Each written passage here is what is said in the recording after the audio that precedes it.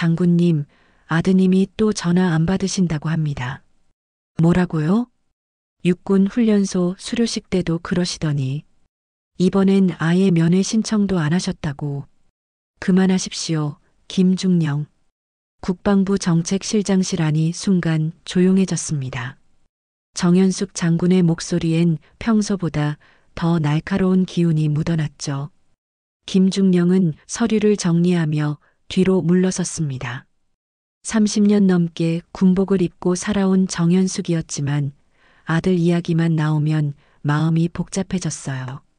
정연숙은 책상 위에 놓인 가족 사진을 바라봤습니다. 3년 전 도윤이 고등학교를 졸업할 때 찍은 사진이었어요. 군복을 입은 정연숙 곁에서 어색하게 웃고 있는 아들의 모습이 눈에 들어왔습니다. 그때도 도윤은 카메라를 제대로 보지 못했었죠.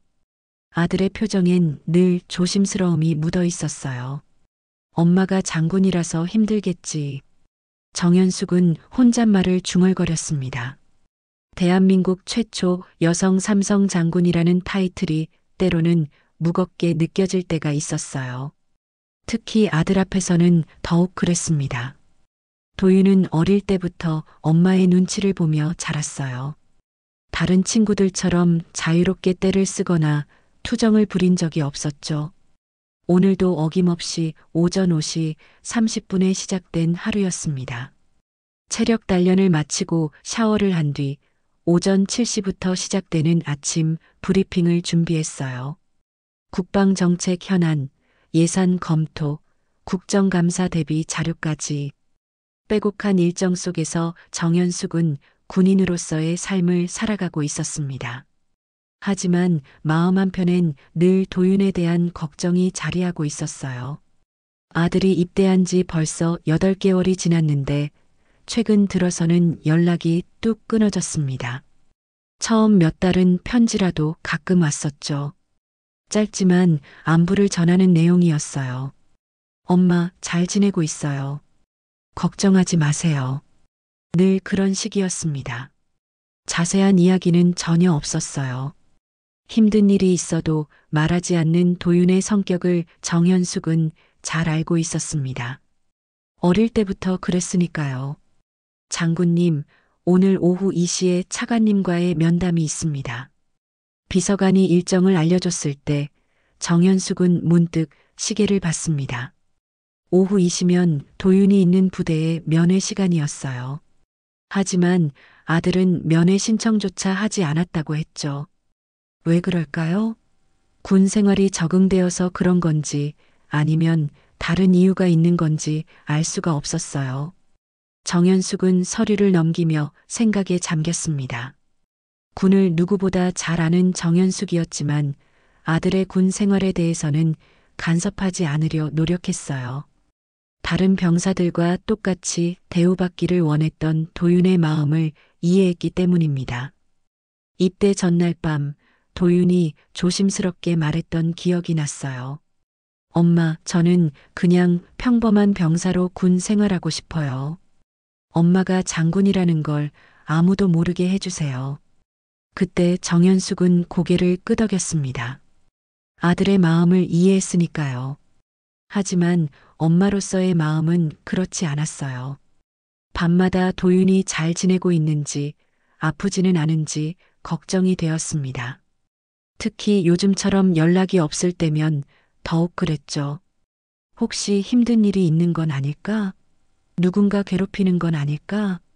온갖 걱정이 머릿속을 맴돌았어요. 정연숙은 펜을 놓고 깊은 한숨을 쉬었습니다. 회의 자료를 들여다보면서도 마음은 온통 도윤 생각뿐이었어요. 장군으로서 해야 할 일들이 산더미처럼 쌓여 있었지만 엄마로서의 마음이 자꾸 앞섰습니다. 장군님, 회의 시간입니다. 비서관의 목소리에 정연숙은 정신을 차렸습니다. 다시 한번 가족 사진을 바라본 뒤 군복의 단추를 정리했어요. 거울을 보니 60대 초반의 나이에도 불구하고 여전히 날카로운 눈빛이 살아있었습니다. 회의실로 향하는 복도에서 정연숙은 마음을 다잡았습니다. 지금은 장군 정연숙이어야 했어요. 하지만 가슴 깊은 곳에선 여전히 아들을 걱정하는 엄마의 마음이 꿈틀거리고 있었습니다. 오늘 회의가 끝나면 도윤이 있는 부대에 전화를 해봐야겠다. 정연숙은 그렇게 마음먹었습니다. 장군으로서가 아니라 엄마로서 아들이 걱정되는 건 당연한 일이니까요.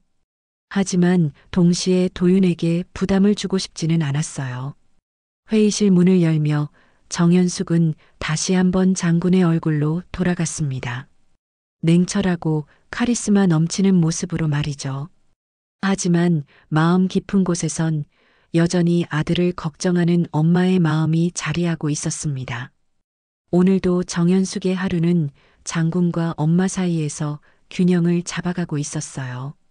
그리고 그 균형이 곧 크게 흔들리게 될 거라는 사실을 이때의 정연숙은 아직 모르고 있었습니다.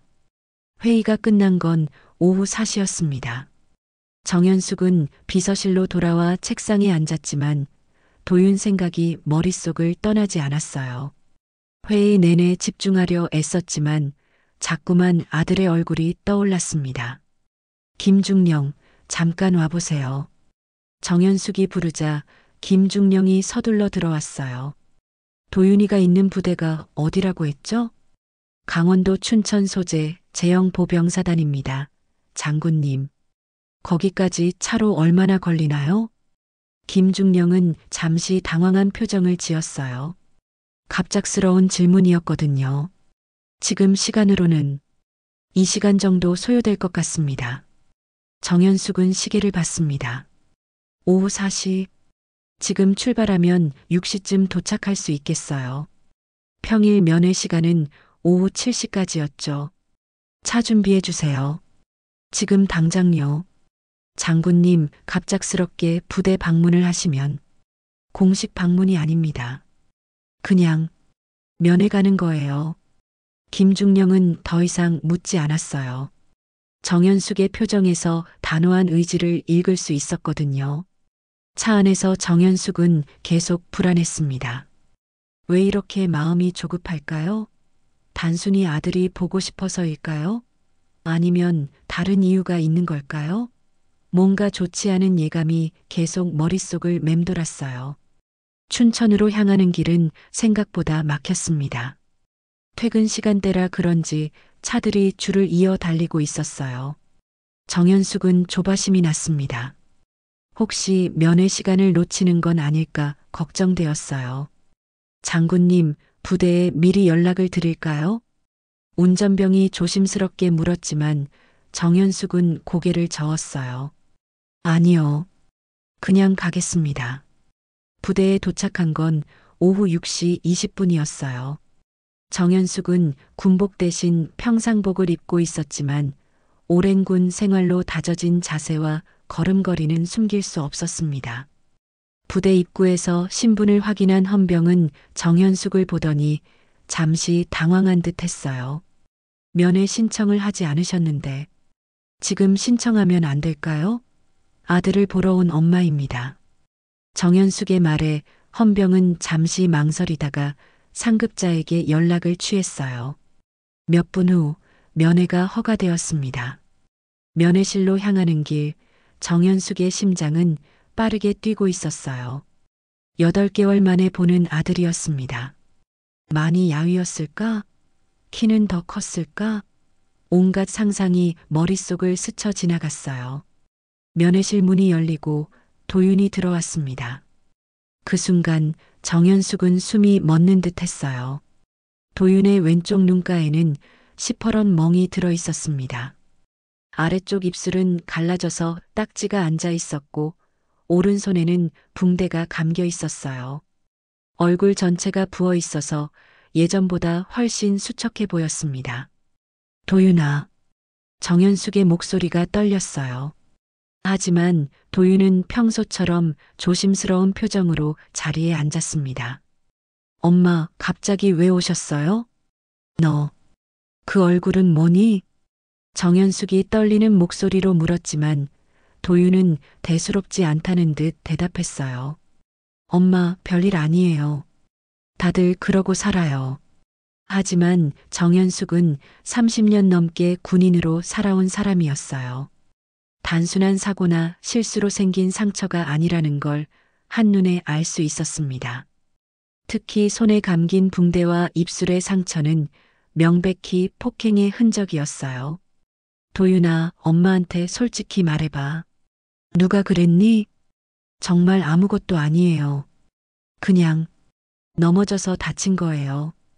도윤의 대답은 거짓말이었어요.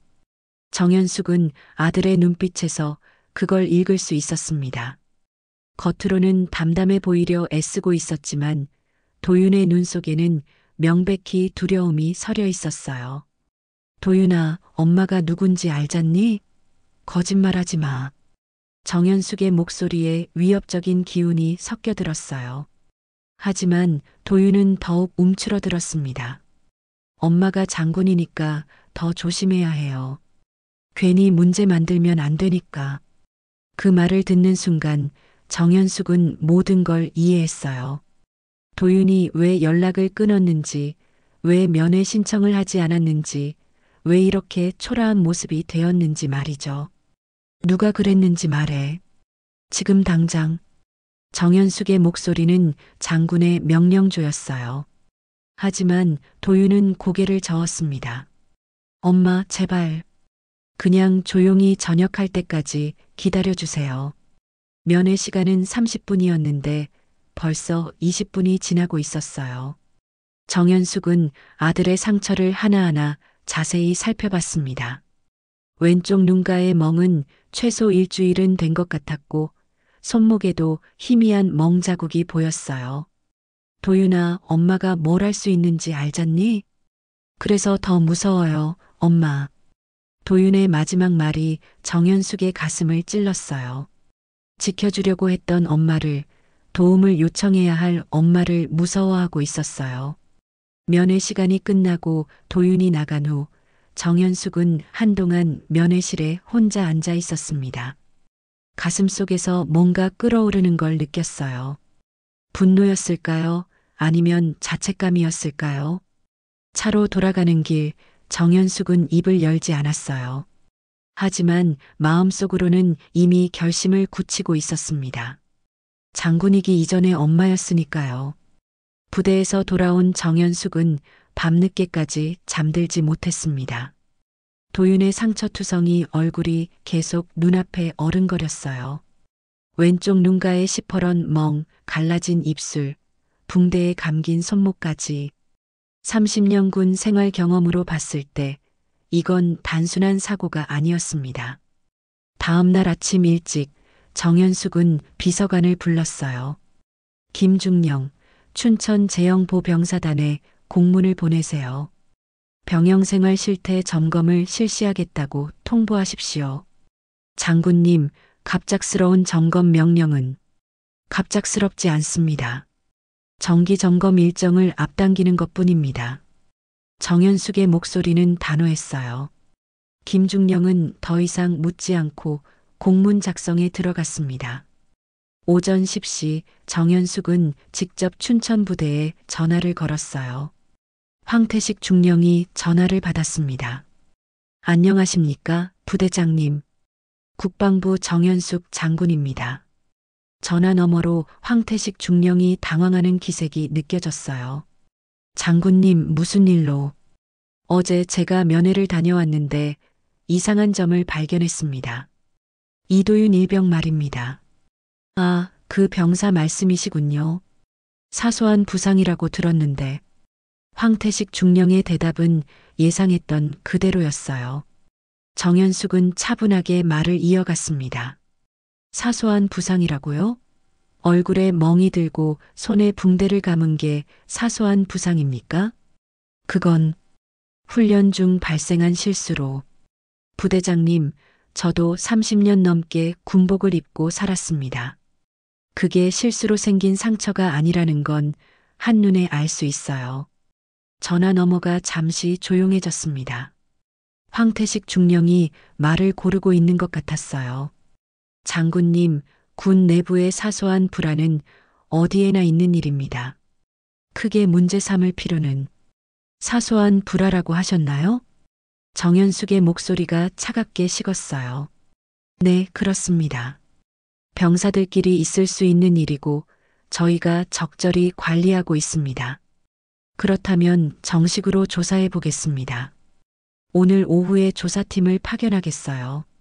장군님, 그럴 필요까지는 이미 결정된 사항입니다. 정연숙은 전화를 끊었어요. 황태식 중령의 반응으로 봐서는 뭔가 숨기고 있는 게 분명했습니다. 오후 2시 정연숙은 직접 조사팀을 이끌고 춘천 부대로 향했어요. 이번에는 공식적인 방문이었습니다. 부대 입구에서 황태식 중령이 나와 맞이했지만 표정이 어두웠어요. 장군님 환영합니다. 바로 본론으로 들어가겠습니다. 이도윤 일병의 부상 경위에 대해 조사하려고 합니다. 황태식 중령은 잠시 망설이다가 입을 열었어요.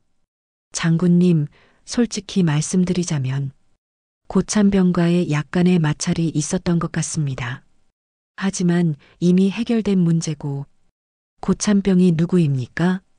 김상훈 상병입니다. 하지만 악의는 없었고 단순히 후임을 가르치는 과정에서 정연숙은 황태식 중령의 말을 끊었어요. 가르친다고요? 얼굴에 멍을 들게 하고 손을 다치게 하는 게 가르치는 겁니까? 그건 김상훈 상병을 당장 불러오세요. 그리고 이도윤 일병도 함께요. 30분 후 면담실에서 정연숙은 김상훈 상병과 마주 앉았어요. 20대 초반의 상병은 긴장한 표정이었지만 여전히 당당한 태도를 보이고 있었습니다. 김상훈 상병, 이도윤 일병에게 폭행을 가했습니까? 아닙니다, 장군님. 저는 단지 후임을 올바르게 지도한 것뿐입니다. 지도라고 하면서 얼굴을 때리고 손을 다치게 했단 말입니까? 그건 후임이 말을 듣지 않아서 어쩔 수 없이. 김상훈 상병의 대답에서 정연숙은 확신을 얻었어요. 이건 명백한 가혹행위였습니다. 도윤이 들어왔을 때 정연숙의 마음은 더욱 아팠어요. 어제보다 더 위축된 모습이었거든요. 도윤아, 엄마가 아니라 장군으로서 묻겠다. 김상훈 상병이 너를 어떻게 대했는지 말해봐.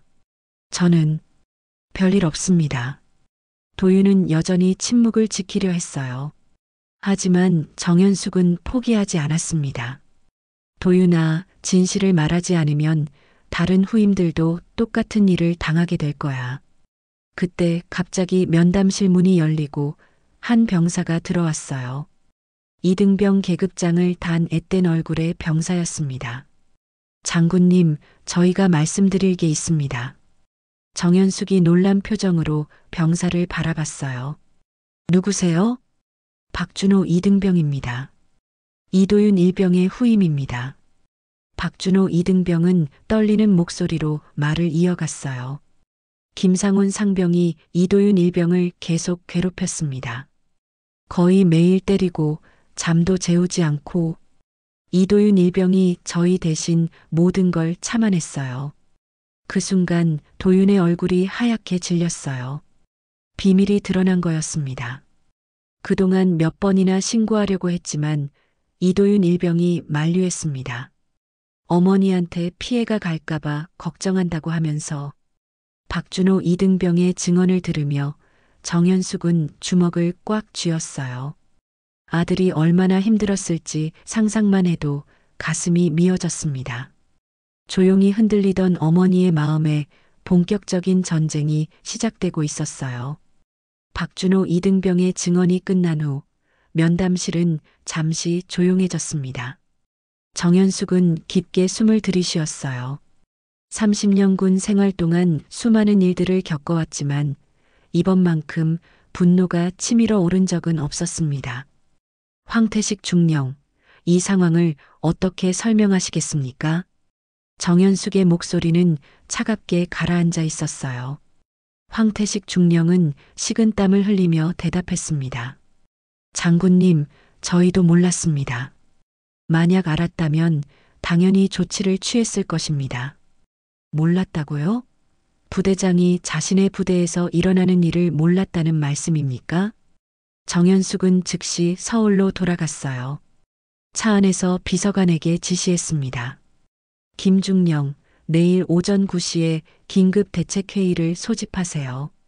국방부 고위 간부들과 해당 사단 지휘관들 모두 참석시키십시오. 장군님, 갑작스러운 회의 소집은 갑작스럽지 않습니다. 이런 일이야말로 긴급 대응이 필요한 사안입니다. 다음 날 오전 국방부 대회의실에는 긴장된 분위기가 흘렀어요. 차관, 국장급 인사들과 해당 사단장까지 모두 참석했습니다.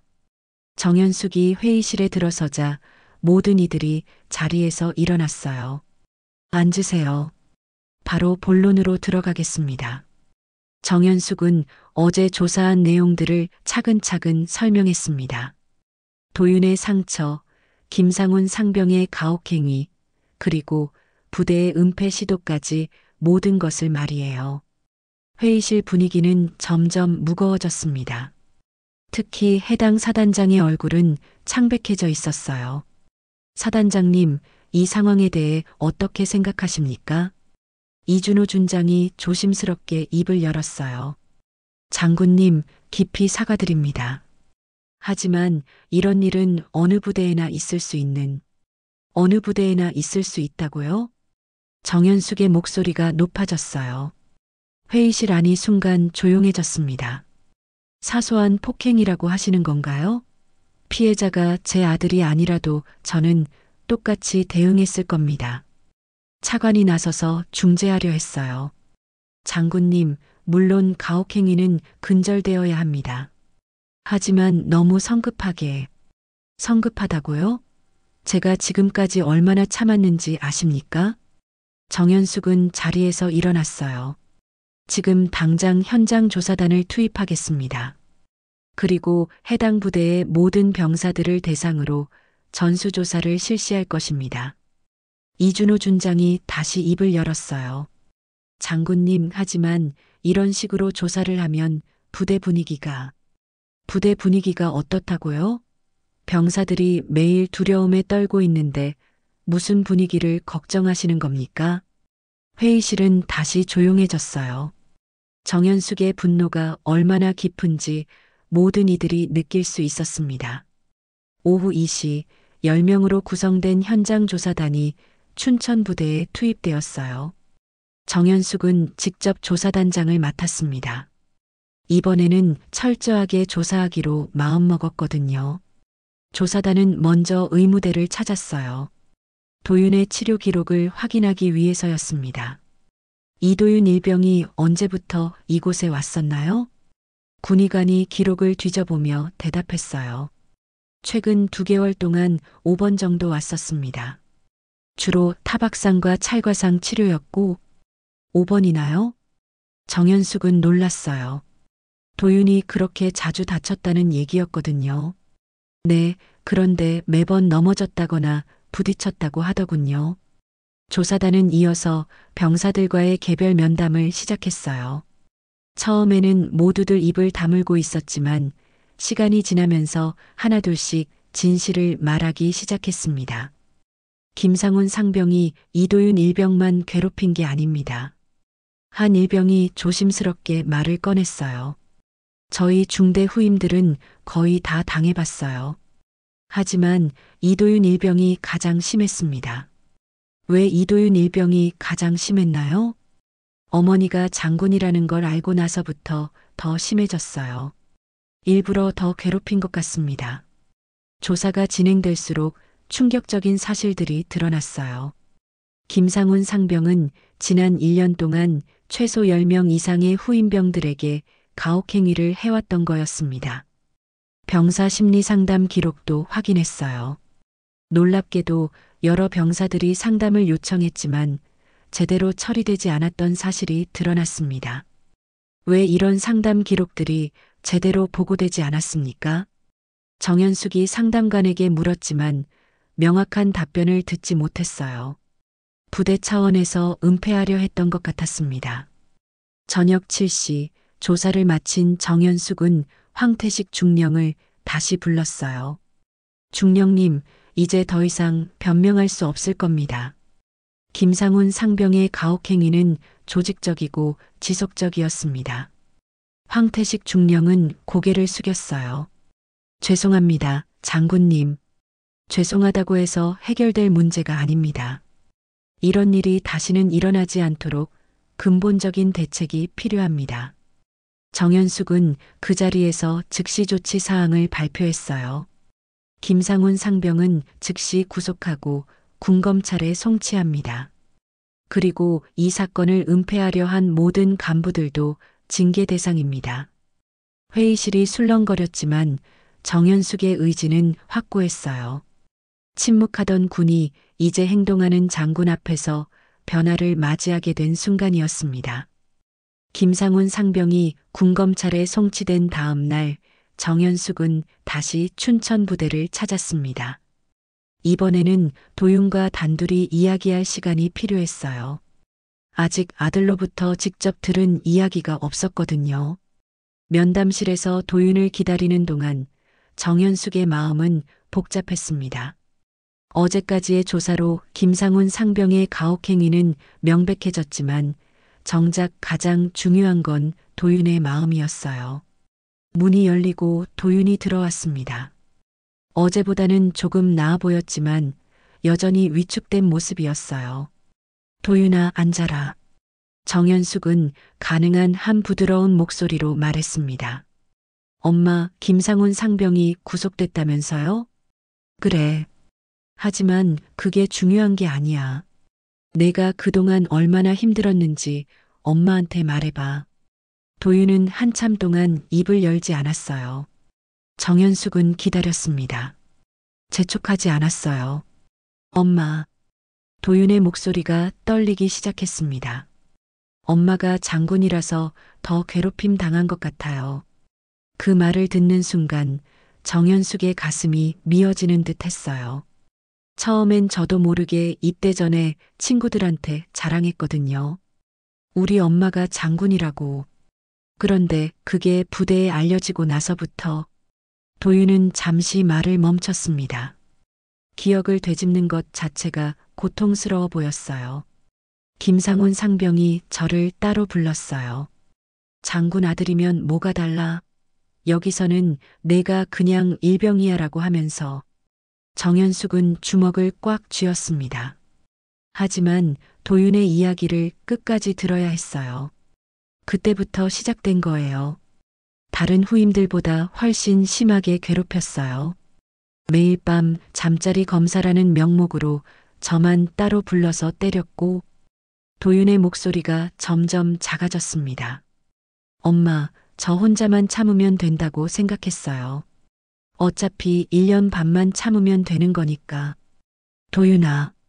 하지만 가장 힘들었던 건 다른 후임들까지 제 때문에 피해를 보는 거였어요. 도윤은 드디어 눈물을 흘리기 시작했습니다. 김상훈 상병이 다른 후임들한테도 똑같이 했는데 저만 유독 심했어요. 그러면서 말하는 거예요. 장군 아들도 이 꼴인데 너희는 뭘 바라냐고. 정연숙은 더 이상 참을 수 없었어요. 자리에서 일어나 도윤을 끌어안았습니다. 미안하다, 도윤아. 엄마가 미안해. 엄마 잘못이 아니에요. 제가 약해서 그런 거예요. 아니야, 넌 약하지 않아. 오히려 너무 강했어. 정연숙은 도윤을 다시 자리에 앉히고 말했어요. 이제 엄마한테 자세히 말해봐. 언제부터 어떤 일들이 있었는지. 도윤은 천천히 입을 열기 시작했습니다. 입대 후 3개월쯤 지났을 때부터였어요. 김상훈 상병이 제 이름을 알고 엄마가 장군이라는 걸 알게 된 다음부터 도윤의 이야기는 상상했던 것보다 훨씬 끔찍했어요.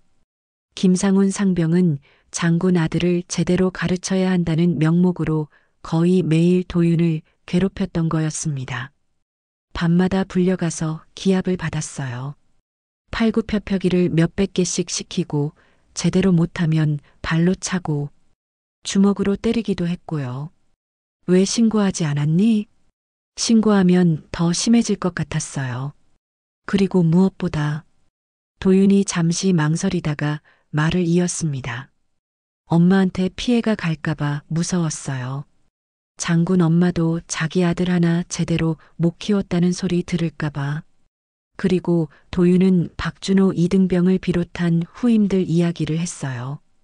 어린 후임들이 자신 때문에 고생하는 걸 보면서 얼마나 마음이 아팠는지 말이죠. 제가 더 참기로 했어요. 저만 참으면 후임들은 덜 힘들어할 수 있을 것 같아서. 도윤아, 넌 정말 대단한 아이구나. 정연숙은 진심으로 말했어요. 아들이 이렇게 다른 사람들을 보호하려 했다는 사실이 자랑스러우면서도 안타까웠습니다. 하지만 이제는 달라질 거야. 엄마가 반드시 바꿔놓을 거야. 엄마, 너무 크게 일을 벌이지는 마세요. 저는 괜찮으니까. 괜찮지 않아, 도윤아. 그리고 너 혼자만의 문제가 아니야. 다른 병사들을 위해서라도 이런 일은 반드시 근절되어야 해. 도윤은 고개를 끄덕였어요. 이제야 진짜 마음을 털어놓은 것 같았습니다. 엄마, 사실 제일 무서웠던 건 엄마를 실망시킬까 봐였어요. 장군의 아들이 이렇게 약하다는 걸 알게 되실까 봐. 도윤아, 넌 약하지 않아. 오히려 엄마보다 훨씬 강해.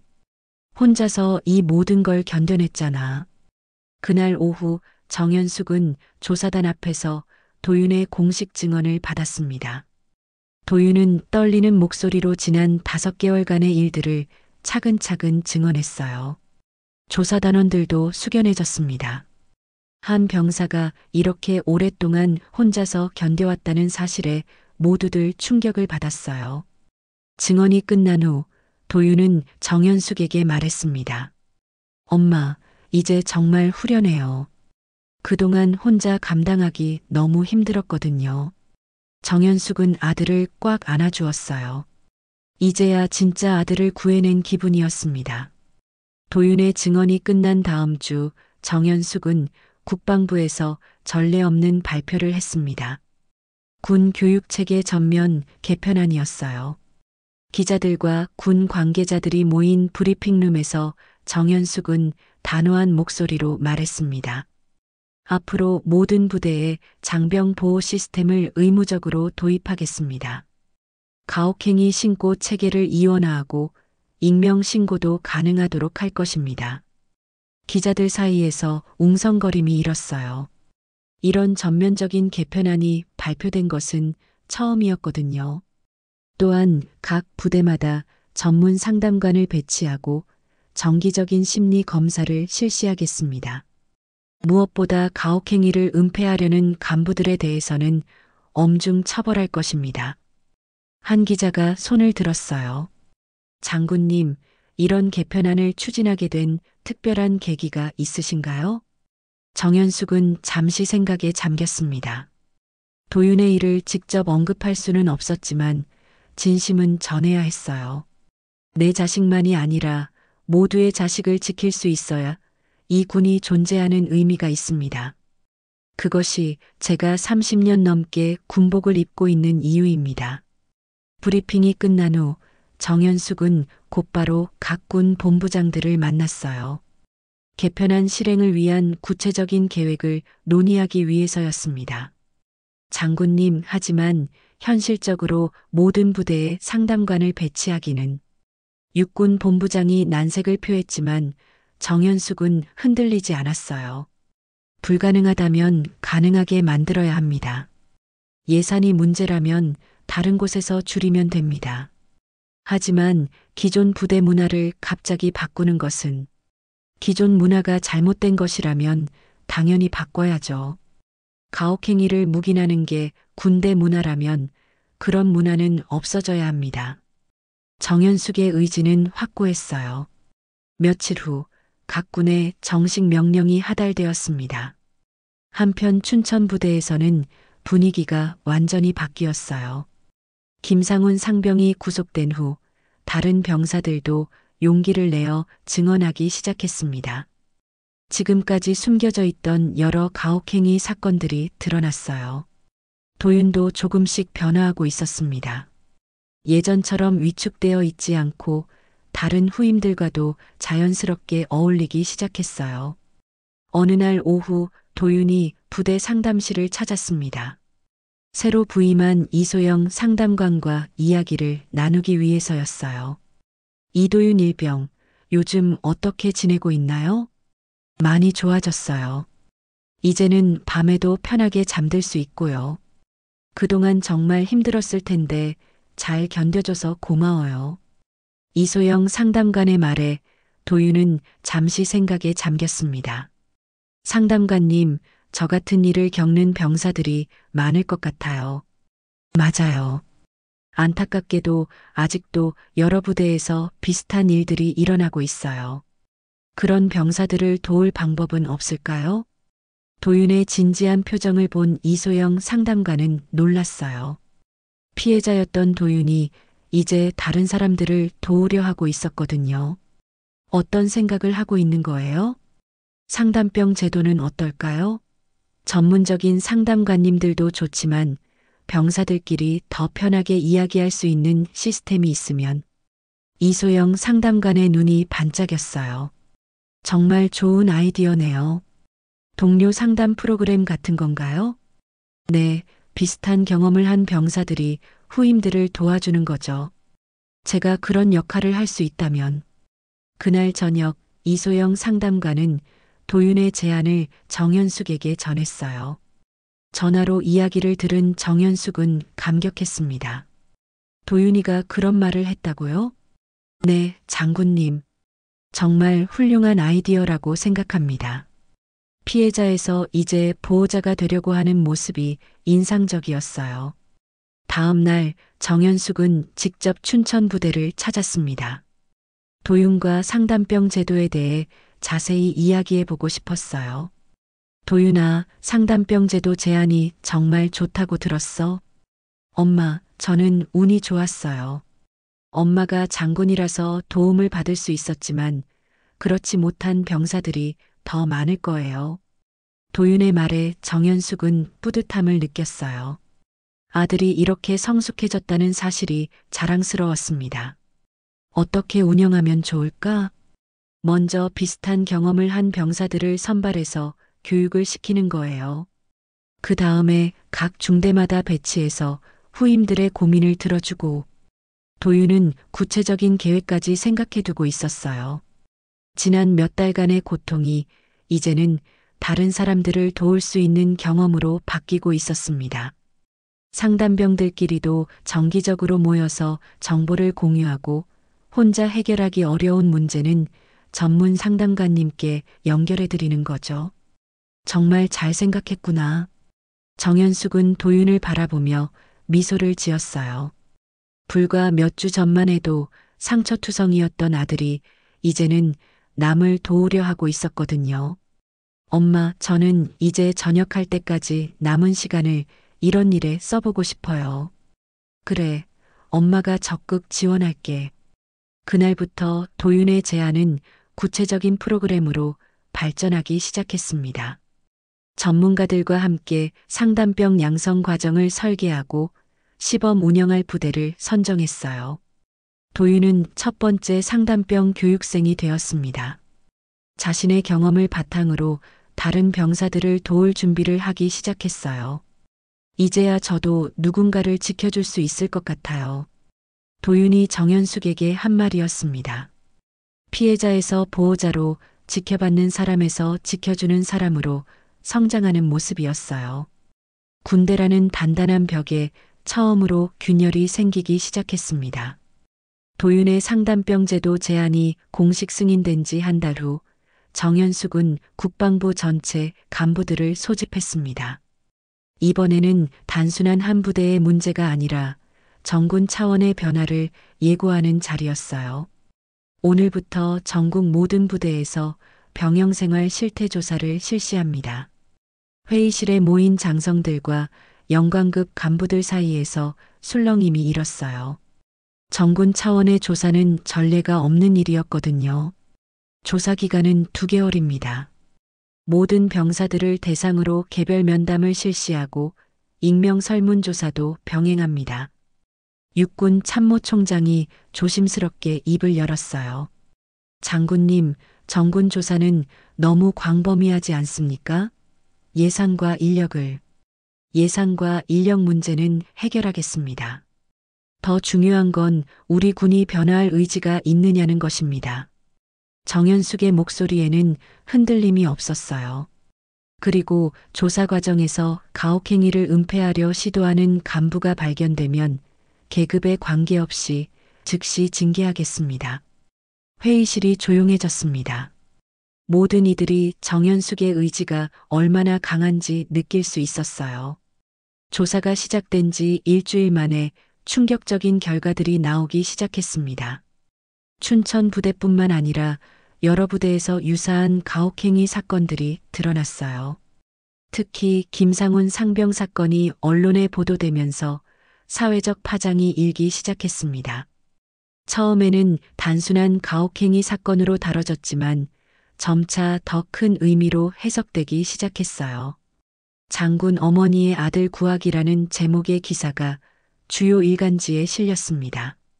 기사는 정연숙 장군이 아들의 피해 사실을 알고도 조용히 묻어버리지 않고 오히려 정군 개혁의 계기로 삼았다는 내용이었어요.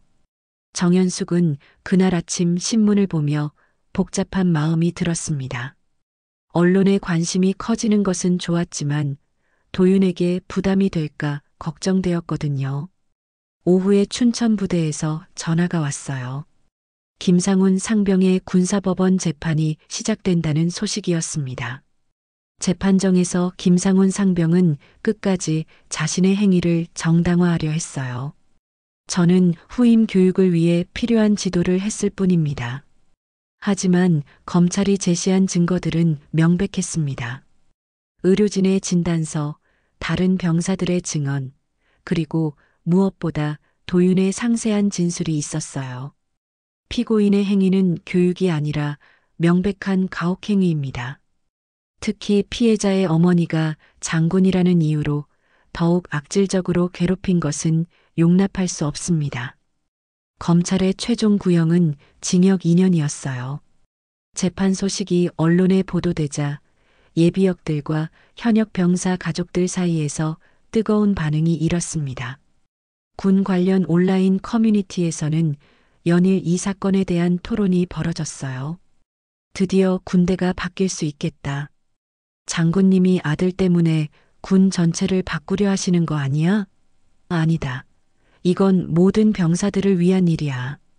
여론은 대체로 정연숙을 지지하는 쪽이었습니다.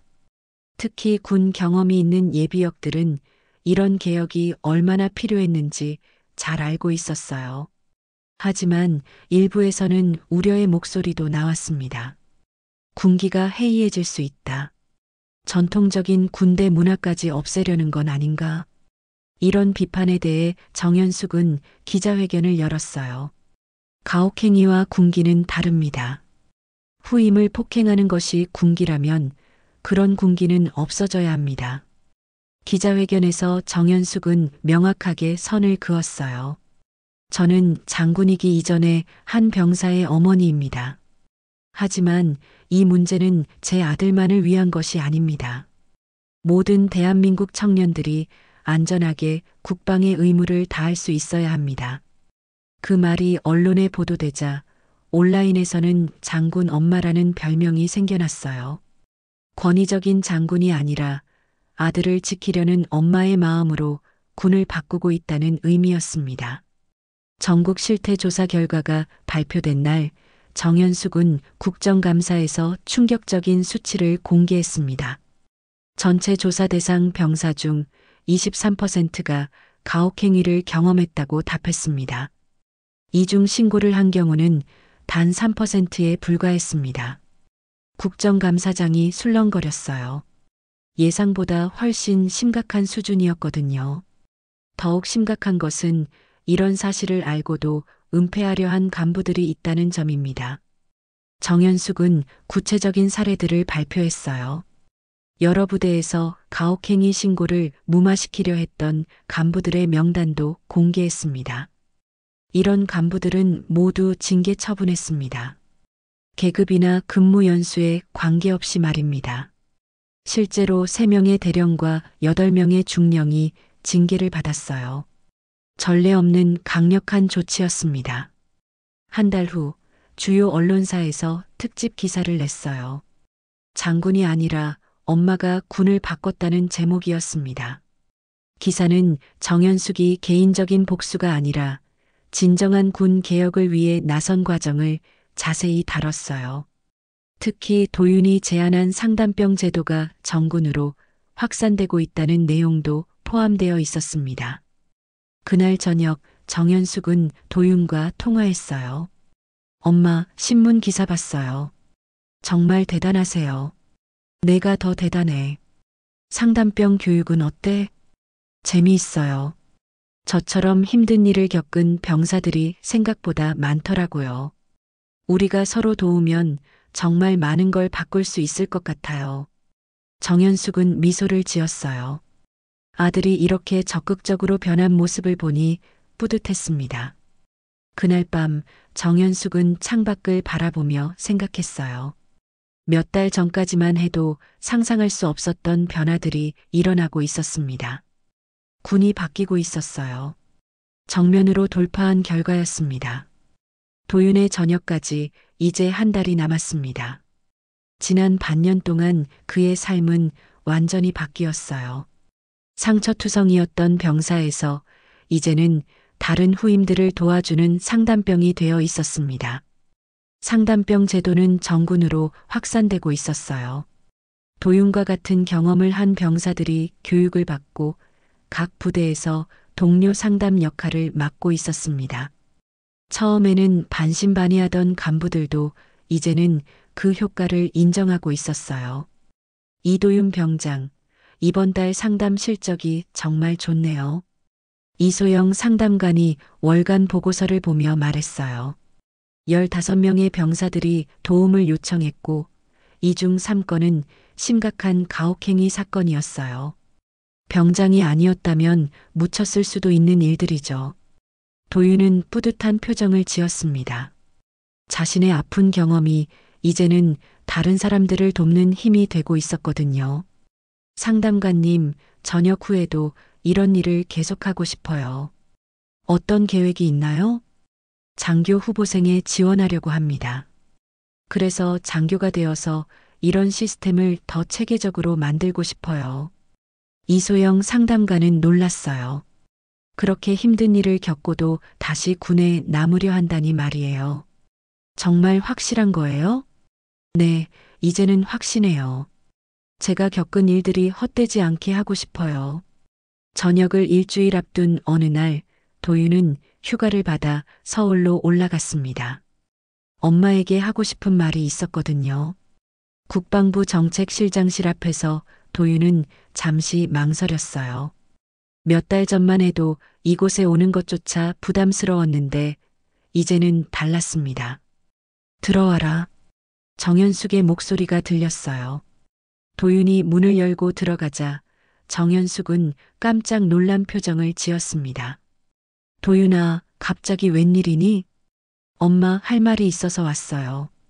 도윤의 표정이 진지했어요. 정연숙은 서류를 내려놓고 아들에게 집중했습니다. 엄마, 그동안 정말 고마웠어요. 뭐가 고맙다는 거니? 저를 구해주셔서요.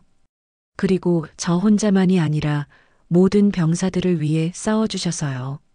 정연숙은 가슴 한편이 뭉클해졌어요. 도윤아, 그건 당연한 일이야. 엄마니까.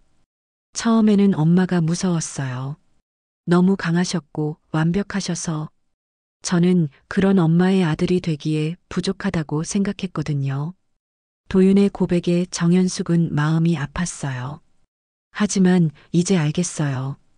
엄마의 강함이 저를 지키기 위한 거였다는 걸요. 도윤아, 엄마, 저 장교 후보생에 지원하려고 해요.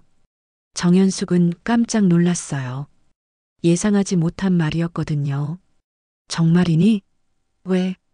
이제야 저도 누군가를 지켜줄 수 있을 것 같아요. 그 순간 정연숙의 눈에 눈물이 맺혔어요. 아들이 이렇게 성장한 모습을 보니 자랑스러웠습니다. 정현숙은 자리에서 일어나 도윤을 조용히 안아주었어요. 오랫동안 서로 어색했던 모자 사이의 벽이 완전히 사라진 순간이었습니다. 엄마, 앞으로는 엄마의 아들이라는 게 부담이 아니라 자랑이 될 것 같아요. 도윤아, 넌 이미 충분히 훌륭해.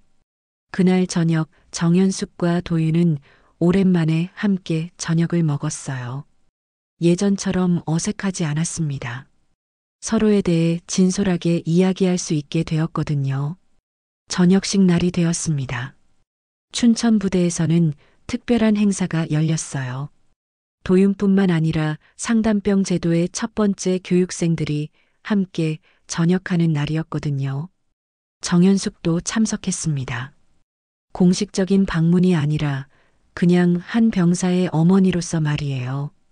이도윤 병장을 비롯한 상담병들은 우리 부대의 변화를 이끌어준 소중한 존재들입니다. 부대장의 치사에서 도윤과 다른 상담병들이 언급되었어요. 몇 달 전까지만 해도 상상할 수 없었던 일이었습니다. 저녁식이 끝난 후 도윤은 그동안 도움을 받았던 후임들과 인사를 나눴어요. 형, 정말 고마웠어요. 형이 없었다면 저는 어떻게 됐을지 몰라요. 박준호 상병이 눈물을 글썽이며 말했어요. 준호야, 이제 내가 다른 후임들을 도와줘야 해. 상담병 교육도 받고 있잖아. 네, 형처럼 되고 싶어요. 그런 모습을 지켜보던 정현숙은 가슴이 벅찼어요. 아들이 이렇게 많은 사람들에게 도움이 되는 존재가 되었다니 말이에요. 부대를 나서며 도윤이 말했어요. 엄마, 이제 정말 새로운 시작이네요. 그래, 도윤아. 너도 엄마도 그리고 우리 군도 모두 새롭게 시작하는 거야. 몇 달 후 상담병 제도는 정식으로 군 조직에 편입되었습니다. 전국 모든 부대에 동료 상담 시스템이 도입되었고 가혹행위 신고율은 크게 증가했어요. 무엇보다 은폐하려는 시도들이 현저히 줄어들었습니다. 도윤은 장교 후보생 시험에 합격했어요. 성적도 우수했지만 면접에서 자신의 경험과 상담병 활동에 대해 진솔하게 이야기한 것이 큰 도움이 되었습니다. 군에서 상담병 제도를 체계화하고 싶습니다. 제 경험이 다른 병사들에게 도움이 되었듯이 앞으로도 그런 역할을 하고 싶습니다. 면접관들은 도윤의 진정성에 감동했어요. 1년 후 한 언론사에서 특집 다큐멘터리를 제작했습니다. 군복 아래의 눈물, 그리고 희망이라는 제목이었어요. 다큐멘터리는 정현숙 장군이 아들의 가혹행위 피해를 알고도 묻어버리지 않고 오히려 정군 개혁의 계기로 삼은 과정을 다뤘습니다. 그리고 도윤이 피해자에서 보호자로 성장한 이야기도 포함되어 있었어요.